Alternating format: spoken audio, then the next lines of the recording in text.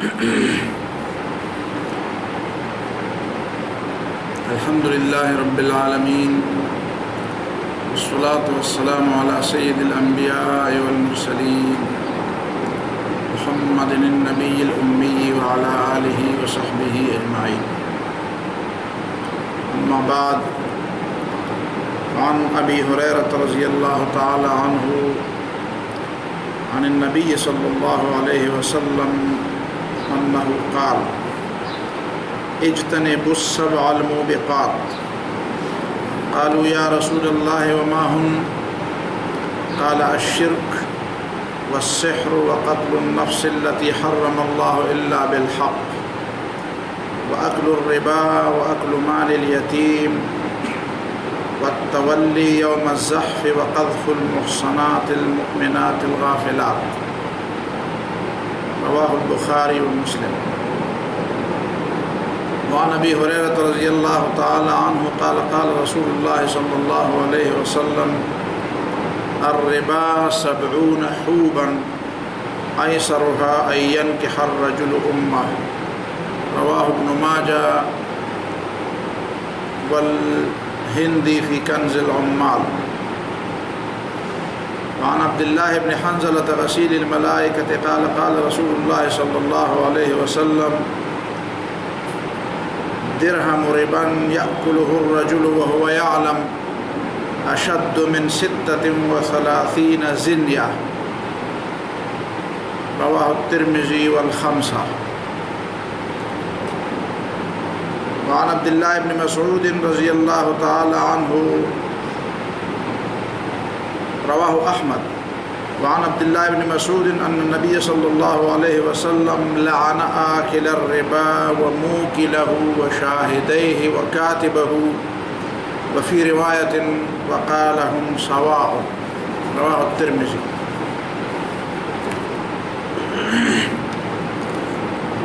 یہ چند احادیث میں نے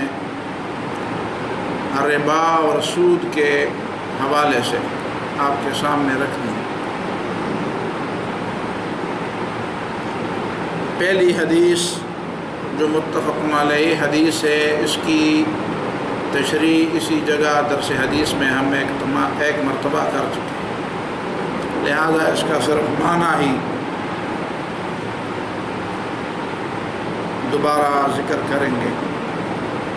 نبی صلی اللہ علیہ وسلم نے فرمایا: اجتنبوا السبع الموبقات. 7 تباہ کن گناہوں سے اپنے آپ کو بچاؤ. 7 تباہ کن گناہوں سے بچو. موبق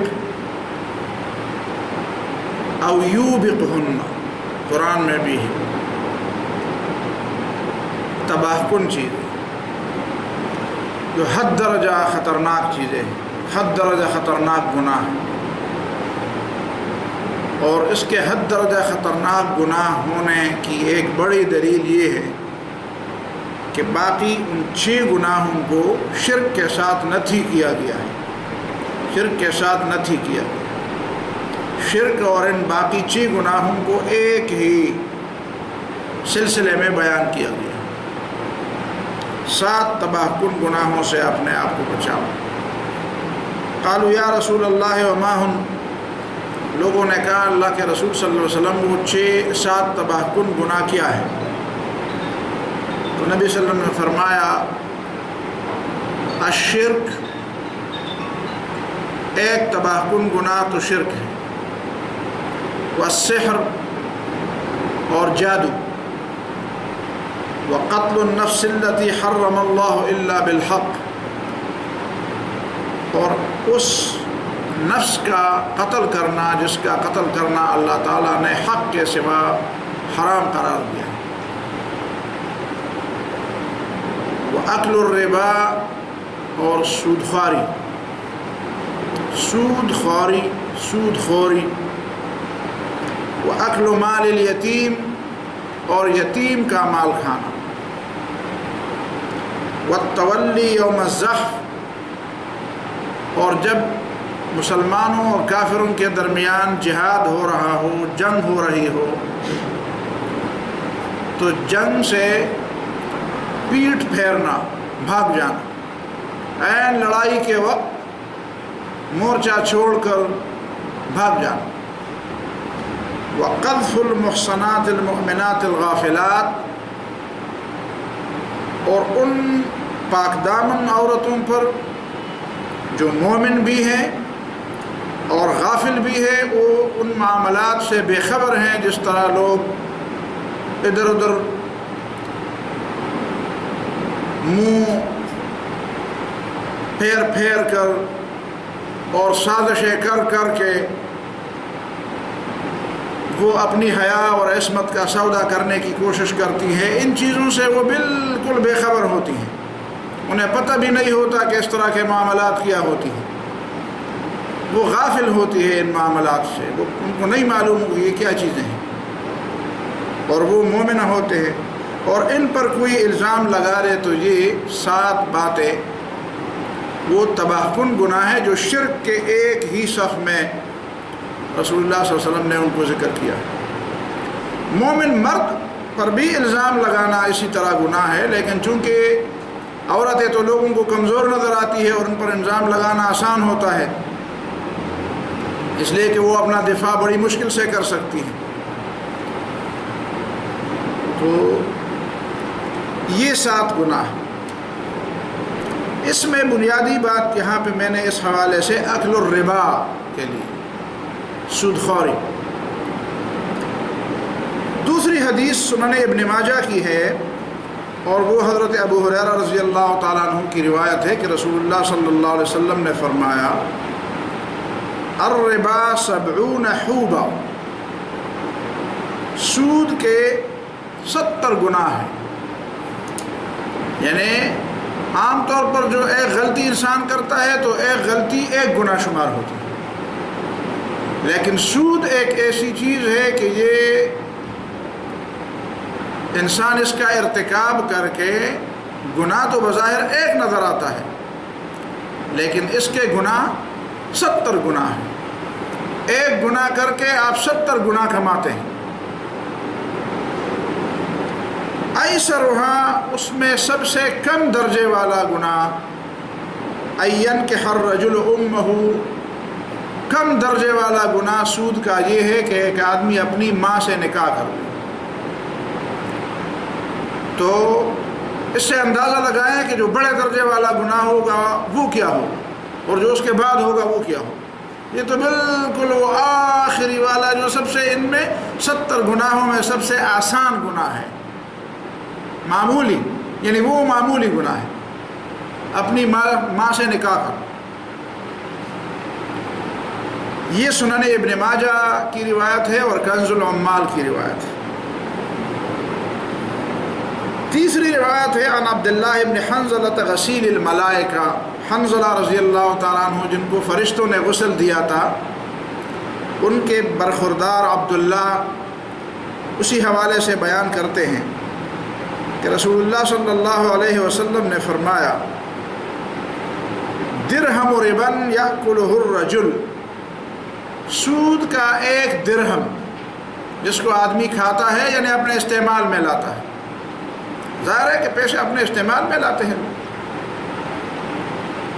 وَهُوَ يَعْلَمُ، اور اسے پتہ ہوتا ہے کہ یہ سود کا ایک درہم ہے، 1 روپیہ، 1 درہم، اشد من 36 زنیہ، یہ اللہ تعالیٰ کے نزدیک 36 دفعہ زنا کرنے سے زیادہ سخت گناہ ہے، 36 دفعہ زنا کرنے سے سخت گناہ ہے۔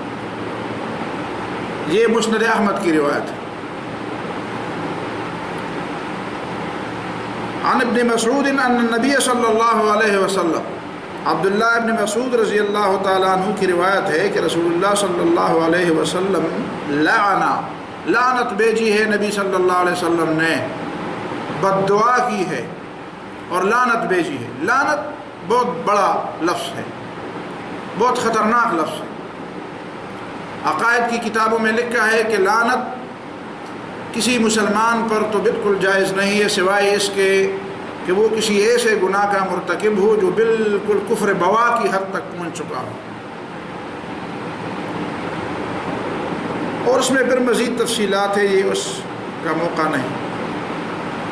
لعن آکل الربا، نبی صلی اللہ علیہ وسلم نے لعنت فرمائی ہے، لعنت بھیجی ہے سود کھانے والے پر، وموکلہ، اور سود کھلانے والے پر، یعنی سود لینے والے اور سود دینے والے پر، وشاہدہ، اور اس کے دونوں گواہوں پر، ڈائریکٹ معاملے کے دو گواہ ہوتے ہیں، دونوں گواہوں پر بھی، وکاتبہ، اور وہ جو اس کو لکھتا ہے، اس کے اندر جو لکھائی کا کام کرتا ہے، جو کاغذی پیپر کا کام کرتا ہے، پیپر ورک کرتا ہے، اسی پر بھی لعنت بھیجی ہے۔ اور ایک حدیث میں یہ بھی ہے کہ وَهُمْ سَوَاءٌ، سود لینے والا، دینے والا، اس کی گواہی کرنے والا اور اس کا لکھنے والا، دونوں سب گناہ میں برابر ہیں۔ یہ 5 لوگ گناہ میں برابر ہیں۔ اور گناہ کے بارے میں آپ نے پڑھ لیا کہ گناہ کیا ہے، تباہ کن گناہ ہے، ایک گناہ کے بدلے 70 گناہ ملتے ہیں، اور اس میں سے آسان گناہ اپنی ماں سے نکاح کرنا ہے، اور 36 زنا ان کی طرح گناہ ہے۔ یہ سود کے معاملے میں آج کل بڑی باتیں ہو رہی ہیں، اور ان دنوں عدالت میں بھی یہ مسئلہ چل رہا ہے۔ لیکن افسوس کی بات یہ ہے کہ جس طرح غیر مسلم لوگ اور سیکولر لوگ اپنے چھوٹے چھوٹے معاملات میں جس طرح سنجیدہ ہیں، پاکستان کے اندر ان کی تعداد نہ ہونے کے برابر ہے، لیکن اس کے باوجود چونکہ ان میں یونٹی ہے، ان میں اتحاد ہے، وہ بیدار ہیں، تو معمولی باتوں پر وہ جمع ہو جاتے ہیں، اور کبھی سول سوسائٹی کے نام پر، اور کبھی کسی دوسرے نام پر، اور کبھی کسی دوسرے NGOs کے نام پر وہ لوگوں کو، تھوڑے بہت لوگوں کو جمع کرتے ہیں، اور میڈیا بھی ان کے پش پر کھڑی ہوتی ہے۔ لیکن اسلام کے بنیادی احکام کے بارے میں، جبکہ پاکستان کے اندر مسلمانوں کی ایک عظیم اکثریت ہے، لیکن وہ سوئے ہوئے ہیں، کوئی حس نہیں ہے مسلمانوں کے اندر کہ کھلے سے کھلے معاملے میں بڑے سے بڑا ظلم ہو رہا ہو، احکام الہی کے ساتھ بالکل ایک واضح اور بدترین ظلم کا ارتکاب ہو رہا ہو، لیکن مسلمان اپنے کاموں میں، اور کچھ لوگ تو بہرحال دین کا نام لے کر دکانداری چمکا رہے ہیں۔ اگر وہ دکانداری نہ چمکاتے تو دین کے معاملے میں ہم دیکھتے کہ ان کے اندر کوئی حس بیدار ہو رہی ہے۔ اگر ان کے ذاتی معاملات میں اور پسندیدہ معاملات میں کوئی اس طرح کی ٹانگ اڑائے تو آسمان سر پر اٹھا لیتے ہیں، لیکن خالص ایک دینی معاملے میں ان کی حس بالکل سوئی ہوئی ہوتی ہے، بیدار نہیں ہوتی۔ ہمیں پتہ چلتا ہے کہ اسلام کے لیے چیخیں کتنے مارتے ہیں اور دل کے اندر درد کتنا ہے، اس سے پتہ چل جاتا ہے، اندازہ لگتا ہے۔ اب میں آتا ہوں اس بات کی طرف کہ لوگ کہتے ہیں کہ ربا سود ہے، ربا الگ چیز ہے اور سود الگ چیز ہے، اور آج تک ہمیں کوئی شخص یہ نہ بتا سکا کہ ربا کو سود سے الگ کر کے دونوں کو بتایا جائے کہ یہ ربا ہے اور یہ سود ہے۔ ایک کوئی مائی کا لال ابھی تک پیدا نہیں ہوا سود کے وکیلوں میں کہ وہ دونوں کو الگ الگ کر کے ہمیں بتائے کہ یہ جو قرآن نے منع کیا ہے یہ وہ ربا ہے، اور جو حدیث میں منع ہے، اور یہ وہ سود ہے، اور ان دونوں میں یہ فرق ہے۔ لیکن دلیل نہ ہونے کے باوجود بڑھ کے مان رہے ہیں، پہلی بات۔ دوسری بات یہ کہ وہ یہ اعتراض کرتے ہیں کہ قرآن مجید کے اندر اور تفسیروں کے اندر اور حدیث کے اندر ربا کی کوئی ایک ڈیفینیشن اور ایک تعریف سامنے نہیں آئی ہے، اور یہ بھی بے وقوفی کی اور جہالت کی ایک بدترین مثال ہے اور بدترین اظہار ہے جو وہ کر رہے ہیں۔ اسی لیے کہ اگر اسی بات کو لیا جائے تو آپ مجھے بتائیں کہ قرآن مجید کی کسی ایک آیت میں پورے کے پورے ایمانیات کی ڈیفینیشن ہو گئی ہے؟ ایمان ایک لفظ ہے اور سارے انبیاء نے ایمان کی طرف لوگوں کو بلایا، لیکن ایمان کی وہ ڈیفینیشن جو ہم فقہ کی کتابوں میں دیکھتے ہیں، کیا وہ ڈیفینیشن اور وہ تعریف ان الفاظ میں موجود ہے کہیں قرآن کے اندر؟ اسلام کی، نماز کی، روزے کی، حج کی، زکوٰۃ کی۔ روزہ کس کو کہتے ہیں؟ کس آیت میں اس کی ڈیفینیشن آئی ہے؟ ظاہر ہے کہ کچھ آیات میں اس کا جو مفہوم بیان کیا گیا ہے اسی کو آپ لے لیں گے۔ حج کی ڈیفینیشن، حج کی تعریف کسی ایک آیت میں کہاں پہ لکھی ہے؟ اور ان باتوں کو بھی جوڑے، ایمان کے مقابلے میں سب سے بڑی چیز شرک ہے۔ الذین اشرکوا، مشرکین کا لفظ، لیکن شرک کہ قرآن مجید نے ایک آیت ہے کہ شرک کیا ہے اور یہ اس کی ڈیفینیشن ہے، بس اسی ایک آیت کے اندر وہ پوری بات ذکر کی گئی ہو۔ یہ کہاں پہ ہے؟ نماز کی ڈیفینیشن کسی ایک آیت میں کہاں پہ ہے؟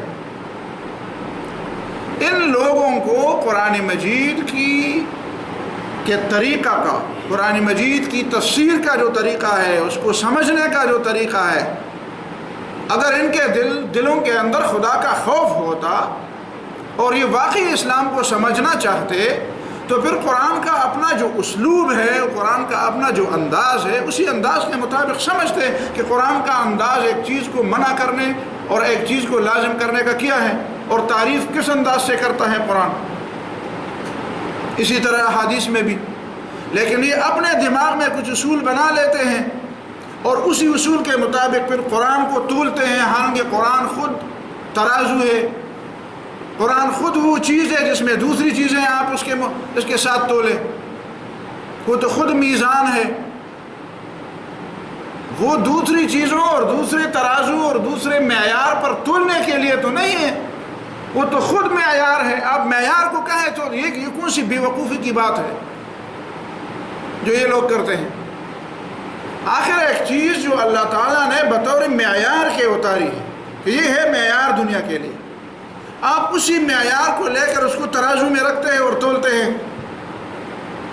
تو سب سے جو بنیادی قدم تم اٹھاتے ہو، بنیادی قدم ہی غلط ہے۔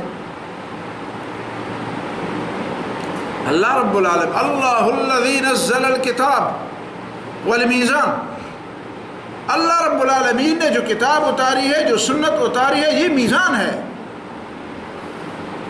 یہ خود معیار ہے، اسی معیار پر آپ دوسری چیزوں کو تولیں گے۔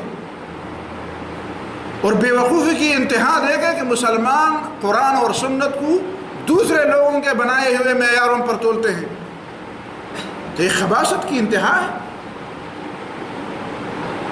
پھر کبھی کہتے ہیں کہ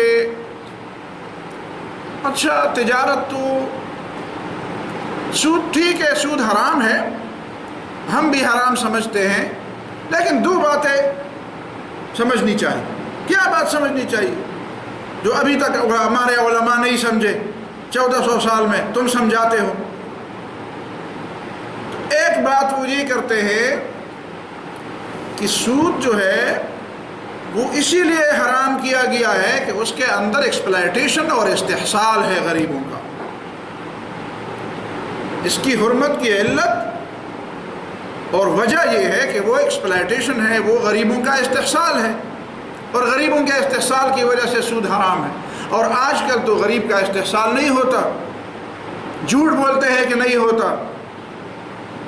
یہ جو سرمایہ دارانہ نظام والے غریب ملکوں کا استحصال کرتے ہیں، اور خود ہمارے غریب مسلمان ملکوں میں جو لوگ ان کے سروں پر سرمایہ دار بیٹھے ہوئے ہیں، کچھ خاندان، کہیں پہ سینکڑوں، کہیں پہ ہزاروں خاندان، اور کہیں پہ کچھ درجنوں خاندان جو بیٹھے ہوتے ہیں، وہ اس پوری قوم کا خون چوستے ہیں، لیکن ان کو نظر نہیں آتا۔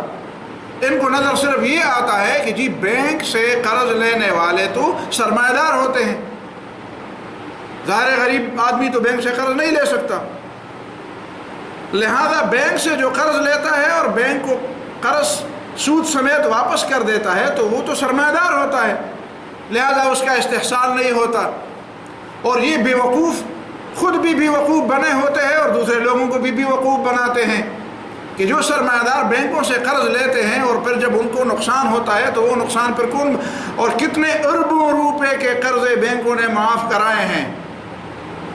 آنکھیں کھول کے ذرا دیکھیں، پاکستان کے اندر 15-20 سالوں کے معاف کیے ہوئے قرضوں کا حساب لگائیں کہ پتہ چل جائے کہ پھر ان کا بوجھ کن لوگوں پر پڑتا ہے۔ اگر وہ منافع کمائیں تو منافع سرمایہ دار کے جیب میں جاتا ہے، لیکن اگر وہاں پہ نقصان ہوتا ہے تو نقصان کس کا ہوتا ہے؟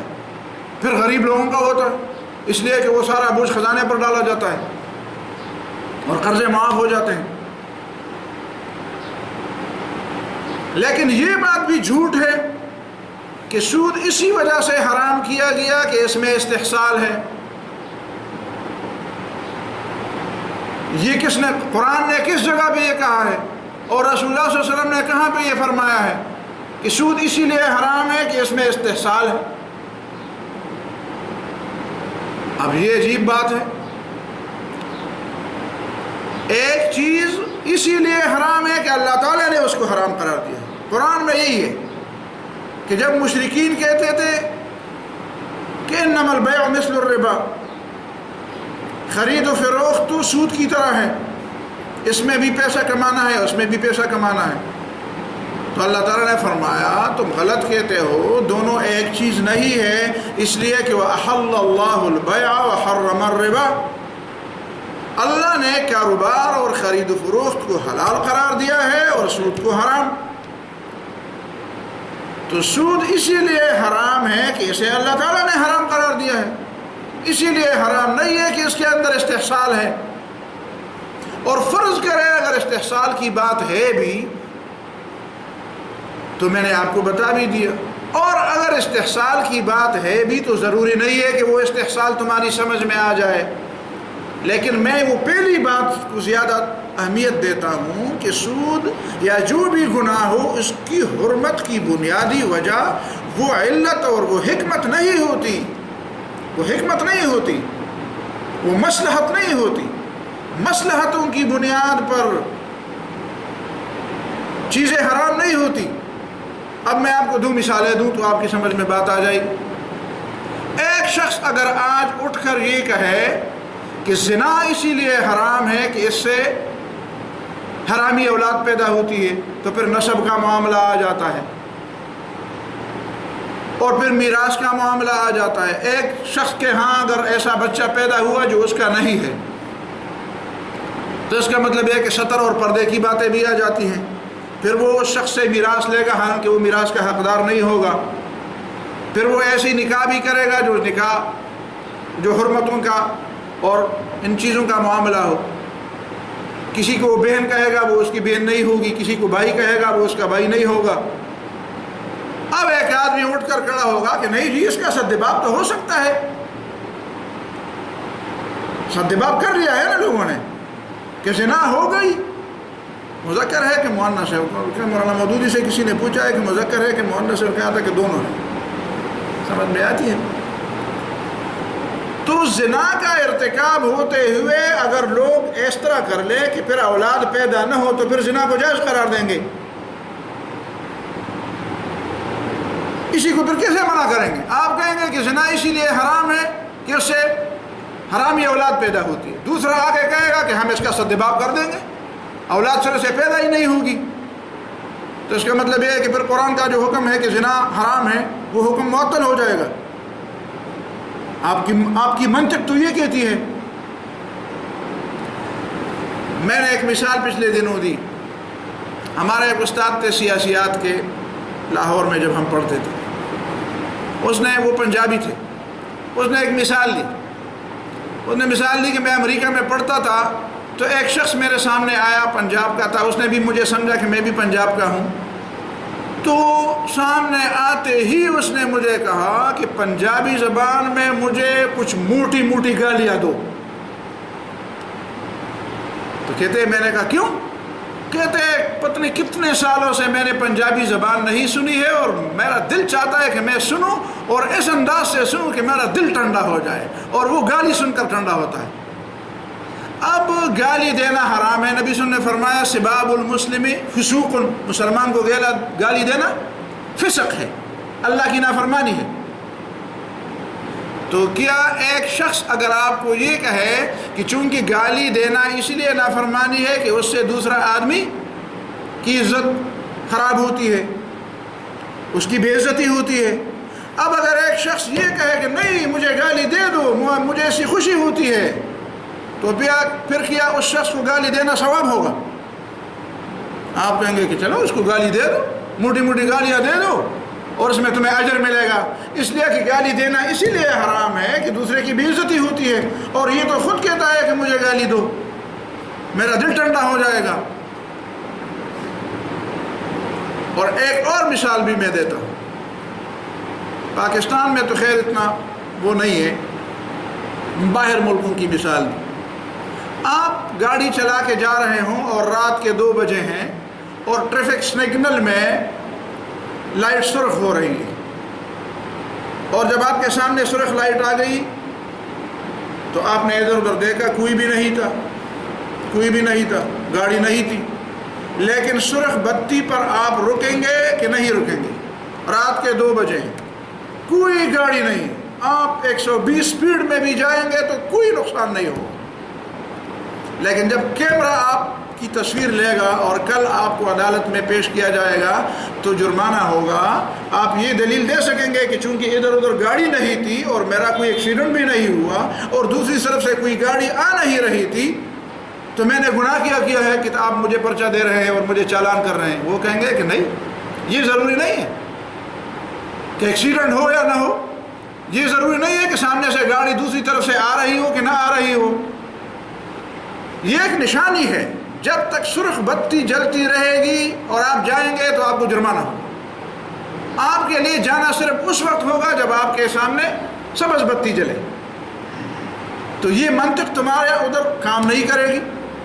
لیکن اسلام کے ساتھ لوگوں نے ان منطقوں کو نہیں جی سود میں یہ معاملہ ہے کہ اس میں استحصال ہے اور اب استحصال نہیں ہے تو لہذا سود اب حرام نہیں ہے. یہ ہوتے ہیں شیطان کے شاگرد. شیطان کے شاگرد انسانوں میں، مسلمانوں میں، پاکستانیوں میں ہیں، بے شمار ہیں. سمجھ میں آتی ہے؟ شیطان نے پٹی پڑھائی ہے ان کو اور شیطانی تعلیم ان کے رگ رگ میں پیوست ہو گئی ہے. گویا کہ انہوں نے شیطانی ماؤں کا دودھ پی پی کر یہ جوان ہوئے ہیں. ان کے دماغ میں صحیح بات آتی نہیں. اور ایک اعتراض وہ یہ کرتے ہیں کہ نہیں جی ایک بات اور بھی ہے، ہم چاہتے ہیں کہ ہم سود کو ختم کر دیں لیکن ایک بات اور ہے. کیا بات ہے؟ رسول اللہ صلی اللہ علیہ وسلم کے زمانے میں جو سود دیا جاتا تھا وہ غریب اور فقیر مسکین اپنی بنیادی حاجات کے لیے سود لیتے تھے. ان کے پاس کھانے کے لیے کچھ نہیں ہوتا تھا، ان کے پاس پہننے کے لیے کچھ نہیں ہوتا تھا، ان کی بنیادی ضرورتیں پوری نہیں ہوتی تھی، اسی لیے سود حرام قرار دیا گیا.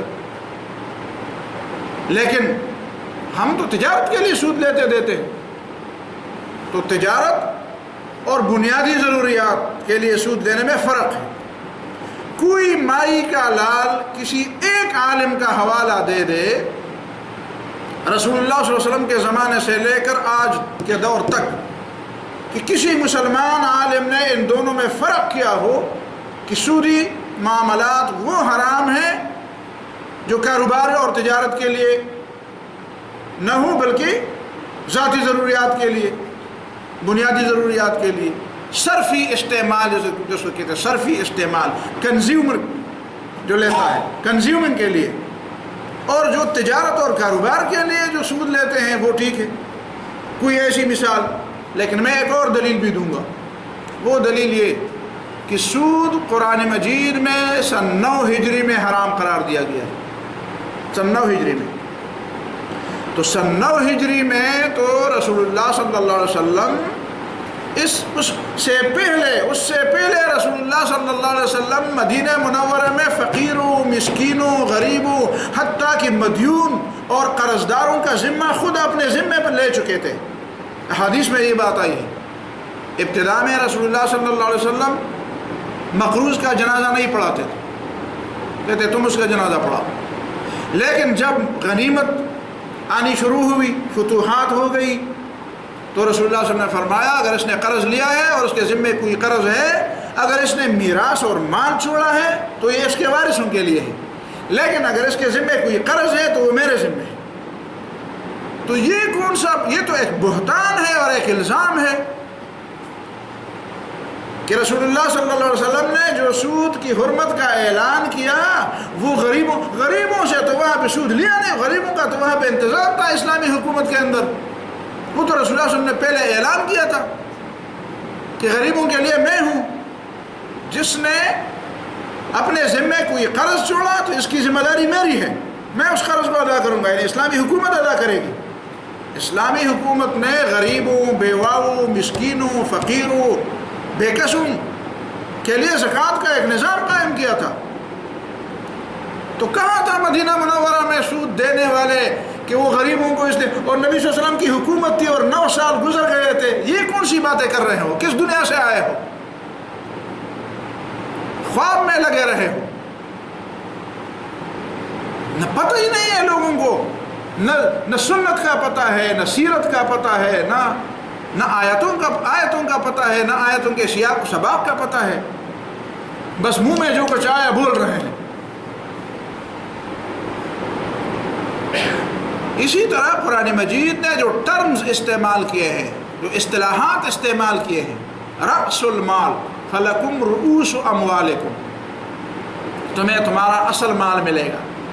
اصل مال، رأس المال، یہ کاروباری اصطلاح ہے، کاروباری اصطلاح ہے. ربا کو بیع کے مقابلے میں لایا گیا. ربا کو بیع کے مقابلے، بیع کاروبار ہے. حرمت ربا ایک عجیب زمانہ ہے ہمارا. پچھلے دنوں وہاں پہ اسلام آباد میں اس کیس میں بیان دینے کے لیے میں بھی وہاں پہ فیڈرل شریعت کورٹ میں حاضر تھا پچھلے 18 تاریخ کو.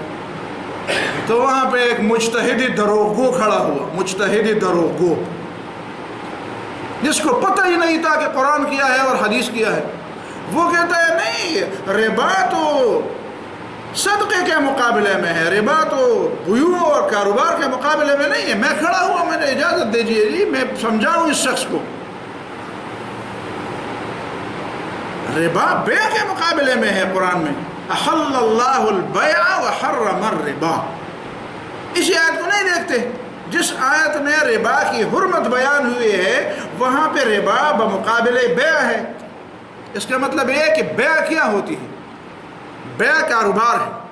کاروبار میں جو نفع ہوگا وہ جائز ہے، اگر وہ جائز حدود کے اندر ہے اور غبن فاحش کو نہ پہنچائے. لیکن ربا بیع نہیں ہے، ربا خرید و فروخت میں نہیں ہے. ربا اضافہ ہے، صرف اضافہ. پیسے دے دو اور پیسے بھی لے لو اور اضافہ بھی لے لو. پیسے کسی کے ذمے ہیں وہ بھی لینے ہیں اور اس پر اضافہ بھی لینا ہے. تو ربا قرآن نے بیع کے مقابلے میں لایا ہے. پتہ نہیں ہاتھی کے کان میں سوئے لوگ ہیں وہ بھی مجتہد بنے ہیں، وہ بھی ربا اور بیع پر بیانات دے رہے ہیں. اردو سے قرآن مجید کی کسی آیت کا ترجمہ آتا ہوگا نہیں آتا ہوگا وہ بھی نہیں معلوم، اور جس نے ترجمہ کیا ہوگا اس کا بھی اس کو پتہ نہیں ہوگا کہ جس نے ترجمہ کیا ہے وہ بھی تو انسان ہے، شاید اس میں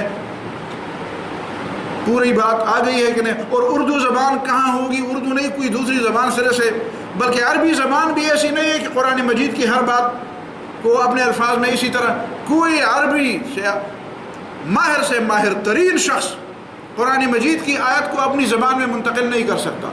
عربی میں قرآن نے جس اسلوب میں ایک بات کی ہوتی ہے وہ دوسرا نہیں کر سکتا. عربی میں نہیں کر سکتا تو اردو اور پشتو اور انگریزی کو میں کیا کر سکے.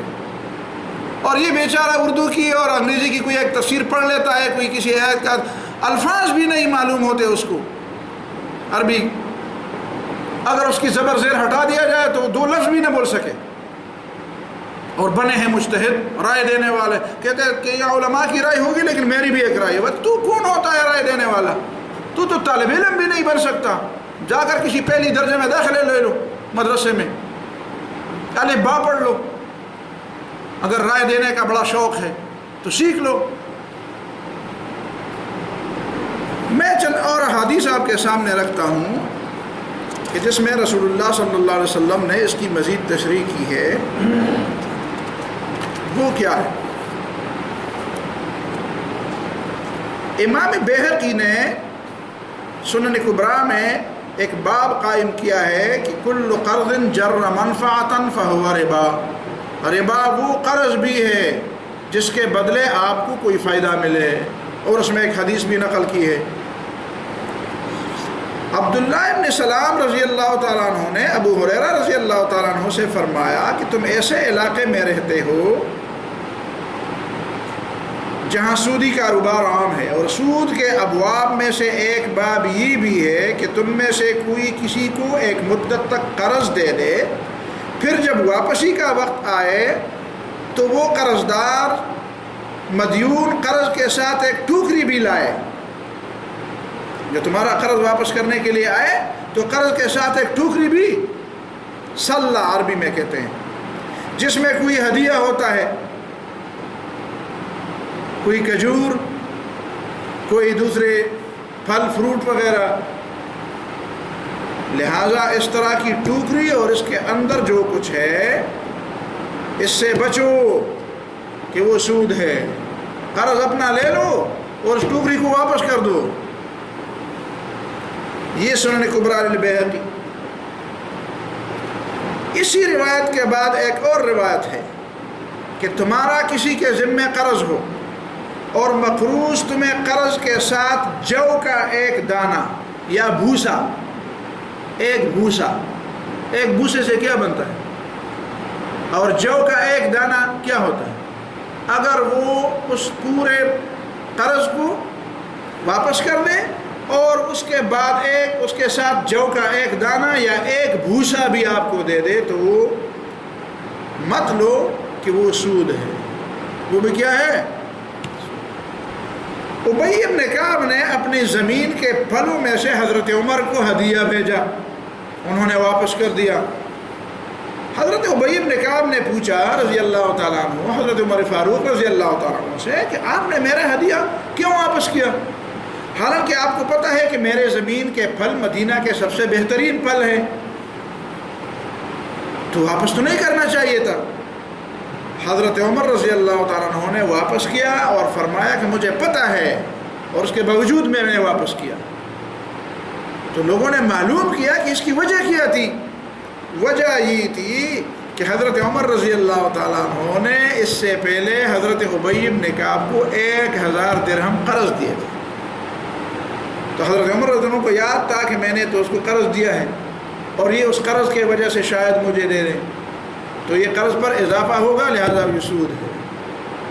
حالانکہ حضرت عمر رضی اللہ تعالیٰ عنہ اس سے پہلے بھی وہ ہدیے دیتے تھے، لیکن حضرت عمر کا تقویٰ تو تقویٰ تھا. مسئلہ یہ ہے کہ اگر ایسا دوست آپ کا ہو کہ وہ اس سے قرض لینے سے پہلے بھی آپ کو ہدیے دیتے رہے تو وہ اس میں شامل نہیں ہے، لیکن قرض دینے کے بعد اس میں ایک ریبہ پیدا ہوتا ہے، ایک شک پیدا ہوتا ہے کہ شاید پہلے تو دیتے تھے، کبھی دیتے تھے، ابھی شاید وہ اپنے اوپر لازم کر دے کہ میں نے دینے ہیں، تو آپ اس کو واپس کرو. اور نہ واپس کرتے ہیں یا واپس کرنے میں آپ کو کوئی مشکل ہے تو لوگوں نے یہ بھی کیا ہے کہ جو ہدیے وہ دیتے تھے ان کو جمع کر کے بیچتے تھے. اس سے جو آمدنی ہوتی تھی وہ ساتھ لکھتے تھے کہ میرے اس کے ذمے 1000 روپے ہیں، 50 روپے کے ہدیہ ایک دفعہ بھیجا، 30 کا دوسری دفعہ بھیجا، 20 کا دوسری دفعہ بھیجا، 100 روپے ہو گئے. اب جو مجھے 1000 روپے دے گے تو میں سے 100 واپس کر دوں گا کہ یہ 100 آپ کے واپس، اس لیے کہ یہ 100 مجھے پہلے سے پہنچ چکے. یہ بھی ایک طریقہ ہے، علماء نے یہ کام بھی کیا ہے. عبداللہ ابن مسعود رضی اللہ تعالیٰ عنہ نے اس شخص کے بارے میں جس کو قرض دے کر یہ شرط لگائی گئی کہ میں تیرے گھوڑے پر سواری کروں گا، فرمایا یہ سواری کا فائدہ اٹھانا سود ہے. ایک شخص عبداللہ ابن عمر رضی اللہ تعالیٰ عنہ کے پاس آ کر اس نے کہا کہ میں نے ایک آدمی کو قرض دے کر شرط لگائی ہے کہ وہ مجھے اس سے بہتر واپس کر دے گا. تو انہوں نے جواب دیا یہ تو سود ہے، جو دیا ہے وہی واپس لے لو، بہتر واپس کرنا کا کیا مطلب، یہ تو سود ہے.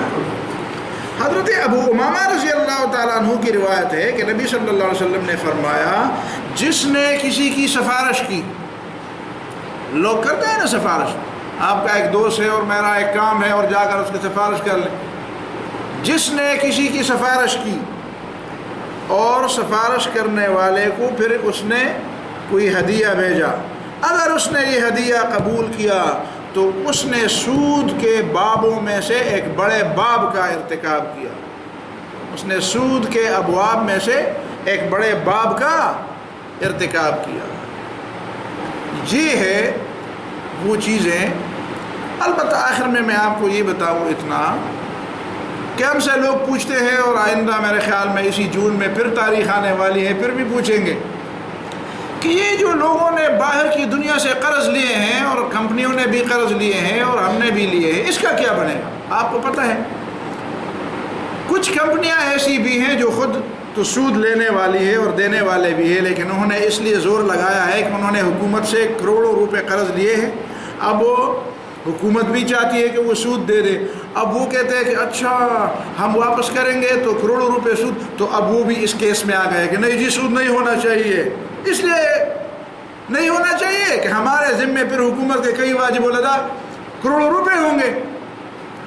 تو لوگ پوچھیں گے کہ بھائی وہ پیسہ تو حکومت کا پیسہ اب حکومت کا یہ پیسہ جو ڈوبتا ہے یہ تو تمہاری نظر میں ہے، اور وہ کرپشن کا جو اربوں کھربوں روپیہ ڈوبا ہے وہ تمہاری نظر میں نہیں ہے، تم اس کا علاج کیوں نہیں کرتے؟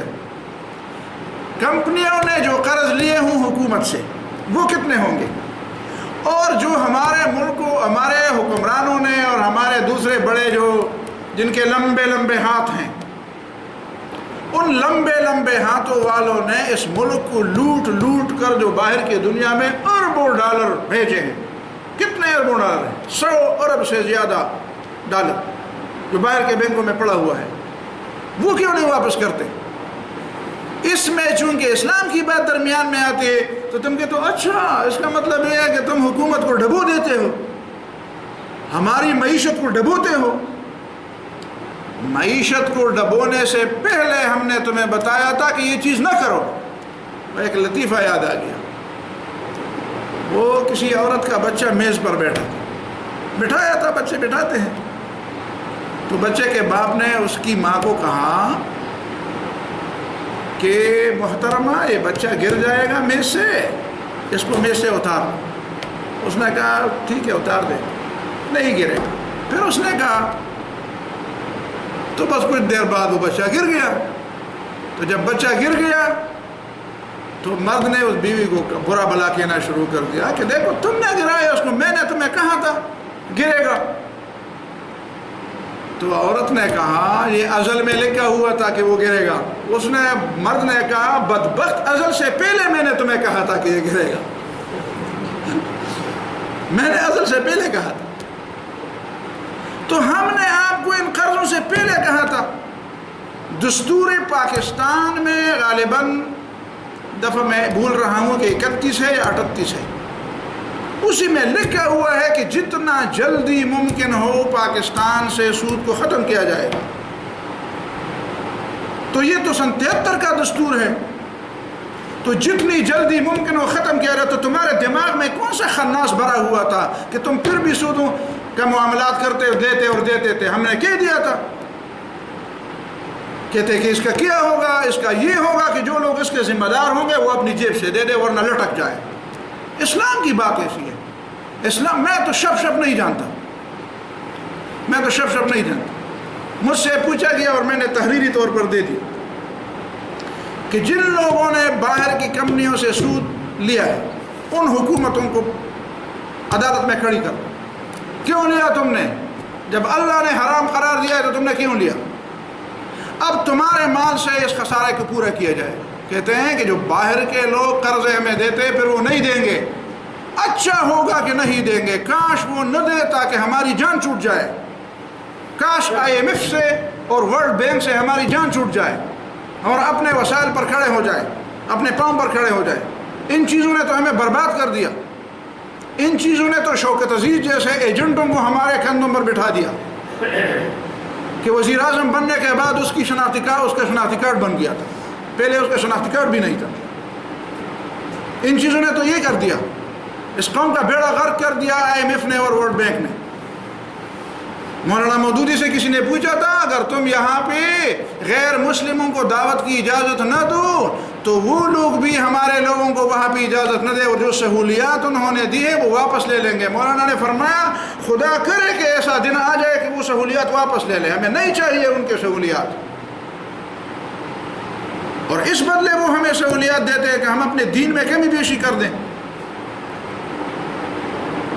تو جن لوگوں نے باہر سے پیسے لیے، ہاں اس کا ایک حل یہ بھی ہے کہ جب ہم تجارت کریں گے تو ہم ایسے بھی نہیں ہے کہ ہم سے تجارت نہیں ہو سکتی، یہ ایک منڈی بھی ہے، یہاں پہ کئی چیزوں کی کھپت ہے، کئی چیزیں ہم درآمد بھی کرتے ہیں برآمد بھی کرتے ہیں لیکن درآمد بھی کرتے ہیں۔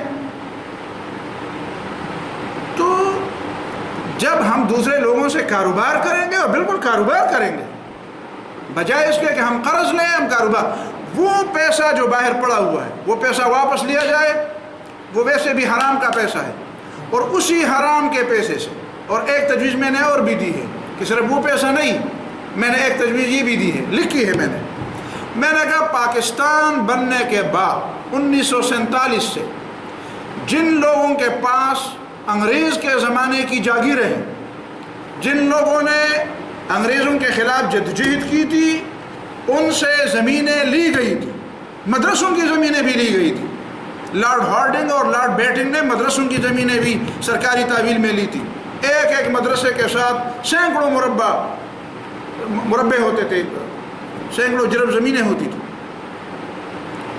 اور انگریزوں نے ان جاسوسوں کو جنہوں نے ان کے گھوڑوں کو پالا تھا اور جنہوں نے ان کی گھوڑوں کی خدمت کی تھی، ان کے بوٹ پالش کیے تھے، اور مجاہدین کے سروں پر جنہوں نے جاسوسیاں کی تھی، اور ان جاسوسیوں کے نتیجے میں ان لوگوں کو جو جاگیریں ملی تھی، جو زمینیں ملی تھی، جو بڑے بڑے مربع ملے تھے، ان سب کو واپس لیا جائے اور یہ سود کا معاملہ اس سے منہا کر دیا جائے، یہ مال حرام بود براہ حرام رفت، اسی حرام مال کو اسی حرام راستے پہ چلا جائے اور ہماری جان چھوٹ دی جائے۔ یہ بات ہے کہ شف بھی ہو، لاٹھی بھی نہ ٹوٹے اور سان بھی مر جائے، نہ سیخ وسوسے نہ کباب، یہ کیا بائیں شائیں کرتے ہیں لوگ، ایسے لوگ اسلام کی خدمت نہیں کر سکتے۔ لاٹھی بھی نہ ٹوٹے اور سان بھی مر جائے، شام کو اگر مارنا ہے تو پھر لاٹھی واٹھی چھوڑ دو، شام کو مارو، یہ کون سی بات ہو گئی؟ بچاتے ہو تو لاٹھی بھی، پتہ نہیں شاید لاٹھی بھی ٹوٹ جائے اور شام بھی تمہارے اوپر حملہ اور ہو جائے۔ اوسان درست رکھو، پھر یہ کون سی بات ہو گئی؟ اسلام کی خدمت کرنے والے ایسے نہیں ہوتے جو اپنی بات کو نہیں پیش کر سکتے، یہ ایسا دین ہے، یہاں ایمان اور کفر کا معاملہ ہے۔ فَإِن لَمْ تَفْعَلُوا فَأْذَنُوا بِحَرْبٍ مِّنَ اللَّهِ وَرَسُولِهِ، سود نہیں چھوڑتے ہو تو اللہ اور رسول کے خلاف جنگ کے لیے تیار ہو جاؤ، ایک معمولی معاملہ ہے، قوم کو تباہ و برباد کر دیا، خودکشیاں ہو رہی ہیں، لوگوں کو ضروریات نہیں مل رہی، اور ڈاکوں پہ ڈاکے ڈالے جا رہے ہیں، ان کا کوئی نہیں پوچھتا۔ جب اسلام کی بات آ جاتی ہے، جب ربا سود کی حرمت کی بات، کہتے ہیں اس کا کیا بنے گا، اس کا کیا بنے گا، مجھے پہلے اس کا جواب دو، کیوں سود لیا تھا، اس کا کیوں بنے گا، وہ جاگیریں کیوں لوگوں کے پاس ہیں، یہ کرپشن اتنی کیوں ہو رہی ہے، کون اس کو واپس کر دے گا، اس کا جواب دے دو، پھر اس کے بعد یہ باتیں ہوں گی اسی حرام مال سے۔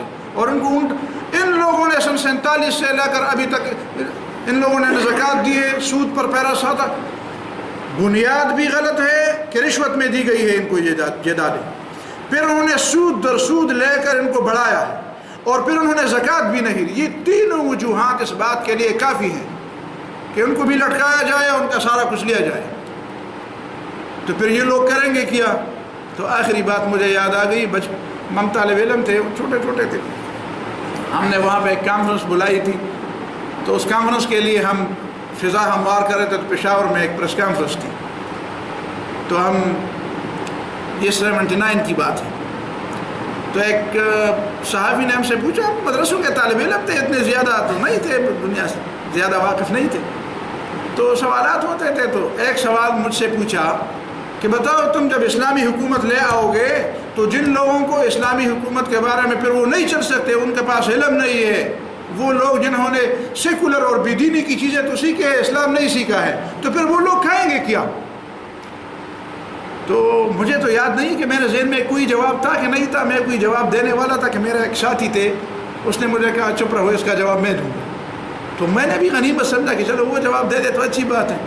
اس نے فوراً اس صحابی کو کہا تم کہتے ہو کہ وہ لوگ پھر کیا کھائیں گے؟ اس نے کہا ہاں میں یہ پوچھتا ہوں۔ اس نے کہا اس وقت ہم کیا کھاتے ہیں؟ اس نے کہا تم تو چندے لے کر کھاتے ہو۔ اس نے کہا یہی کام تو پھر وہ کریں گے نا، پھر یہ چندوں کا میدان خالی ہوگا نا، تو چندے وہ کریں گے، وہ کھائیں گے جو ابھی تک ہم کرتے رہے۔ جب اسلامی حکومت آئے گی تو وہ خزانے، وہ سارے اختیارات ہمارے پاس ہوں گے اور یہ میدان چندوں کا خالی ہو جائے گا، تو پھر وہ چندے کر کے گزارا کر لیں۔ سمجھ میں آتی ہے بات؟ اسی کے لیے اپنے آپ کو تیار ہو، اسی سے ڈرتے ہیں۔ اسی لیے تو پاکستان کے اندر ایسے لوگ بہت کم ہیں جو اس طرح کی باتیں کرتے ہیں، اس لیے کہ اس طرح کی باتیں کرنے والے لوگ ان کو پسند نہیں کرتے، کہتے ہیں درمیانی بات کرو، بس کہ نہ لاٹھی ٹوٹے اور سام بھی مر جائے اور لاٹھی بھی، اور اسی میں 67 سال گزر گئے اور لاٹھی تو ٹوٹ گئی ہے اور سام 1 سے 10 اور 10 سے 100 اور 100 سے 1000 بنتے ہیں اور ڈستے ہیں سر سے پاؤں تک سارے انسانوں کو۔ سمجھ میں آتی ہے بات؟ اور تمہیں احساس ہی نہیں ہے۔ وَلَا تَكُونُوا كَالَّذِينَ نَسُوا اللَّهَ فَأَنسَاهُمْ أَنفُسَهُمْ أُولَٰئِكَ هُمُ الْفَاسِقُونَ۔ ان لوگوں کی طرح نہ بنو جنہوں نے اللہ تعالیٰ کو بھلا دیا، پھر اللہ تعالیٰ نے ان سے اپنا آپ بھلا دیا، یہی لوگ بد کردار لوگ ہیں۔